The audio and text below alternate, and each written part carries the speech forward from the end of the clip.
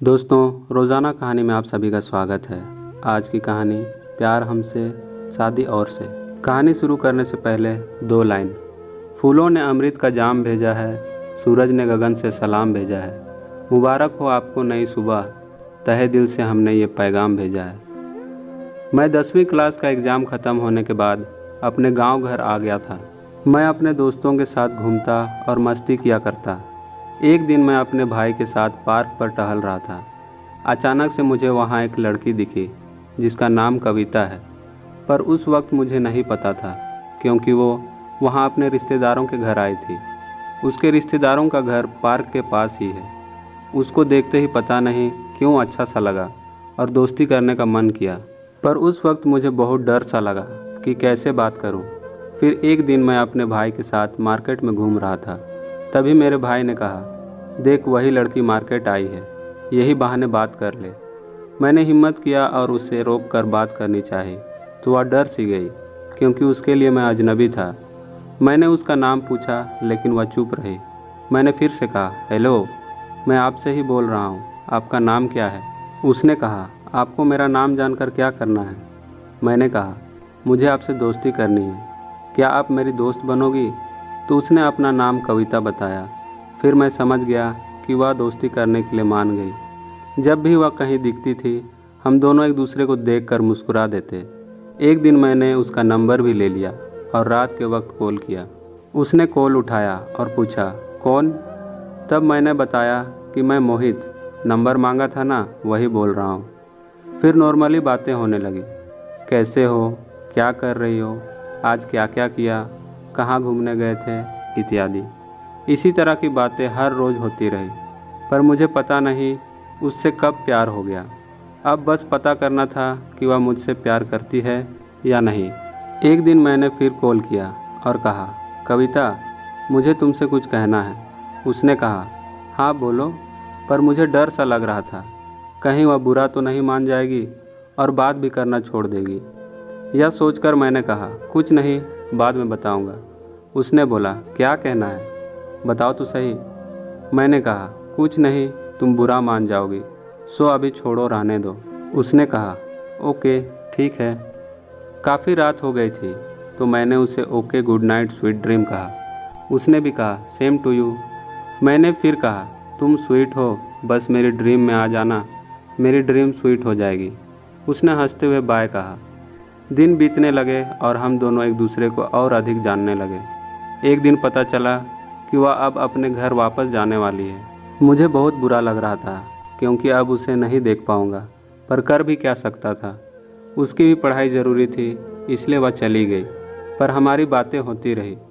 एक दिन कविता ने कहा, तुम मुझसे कुछ कहना चाहते थे ना? मैंने भी कहा, तुमको अब तक याद है? उसने कहा, हाँ। अब बोलो, क्या बात करना चाहते थे? मैंने कहा, अच्छा, या बताओ मैं तुम्हें कैसा लगता हूँ? उसने कहा, अच्छे लगते हो। मुझे थोड़ी खुशी हुई। अच्छा ठीक है, तो फिर मैं बोल रहा हूँ, प्लीज़ बुरा मत मानना। उसने कहा, ठीक है। आई लव यू तो मैं नहीं बोल सकता था, तो मैंने कहा, मैं तुम्हें पसंद करता हूँ, वो भी पहले दिन से ही। यह सुनकर वह चुप हो गई। मैंने कहा, मुझे पता था तुम नाराज़ हो जाओगे, इसलिए मैं तुमको नहीं बोल रहा था।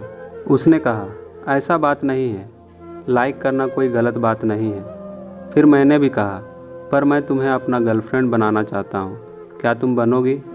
उसने कुछ भी नहीं कहा। फिर मैंने ही बोल दिया, अच्छा ठीक है, अभी नहीं बोल सकती तो मुझे सोच कर बताना, मैं इंतज़ार करूँगा, पर मैं रियल में लव करता हूँ तुमसे।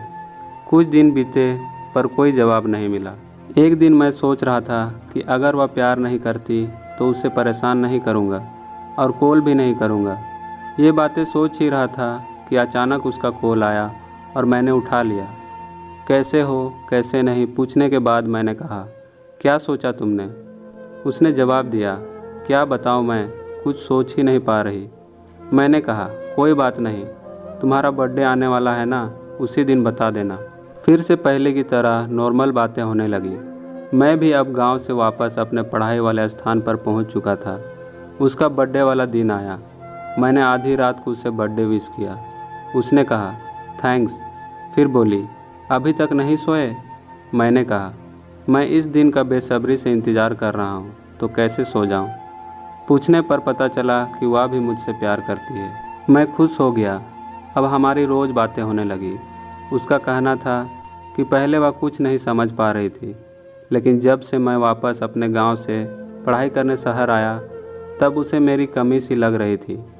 मैं 11th में एडमिशन लिया और साल ख़त्म होने के बाद एग्ज़ाम भी लिख लिया। मैं वापस घर आया और उससे भी अपने रिश्तेदार के घर आने को कहा, पर वो नहीं आई। छुट्टियां समाप्त होते ही मैं वापस लौट गया और जैसे ही 12वीं में गया तो पढ़ाई ज़्यादा ही हार्ड हो गई, जिसके कारण बातें कम होने लगी और दूरियां बढ़ती गई। फिर एक दिन मुझे खबर मिला कि कविता ने शादी कर ली। मैं सोच में पड़ गया कि वह ऐसा कैसे कर सकती है, जबकि वह मुझसे प्यार करती थी। मुझे दुख तो हुआ, पर अपने आप को संभाला। 2 दिन तक तो सही से सो भी नहीं पाया, पर कर भी क्या सकता था। मैंने अपना फ़ोन उठाया और लास्ट मैसेज किया, हैप्पी मैरिड लाइफ, और उसका नंबर हमेशा के लिए डिलीट कर दिया। पता नहीं कविता मुझे अब याद भी करती है या नहीं, पर इतना तो पता चला कि लड़कियां अपने पहला या दूसरा प्यार सब कुछ भूल जाते हैं और हम लड़के कभी नहीं भूल पाते। उस दिन के बाद मैंने भी ठान लिया कि अब किसी से प्यार नहीं करना, अब सीधा अरेंज मैरिज करना है।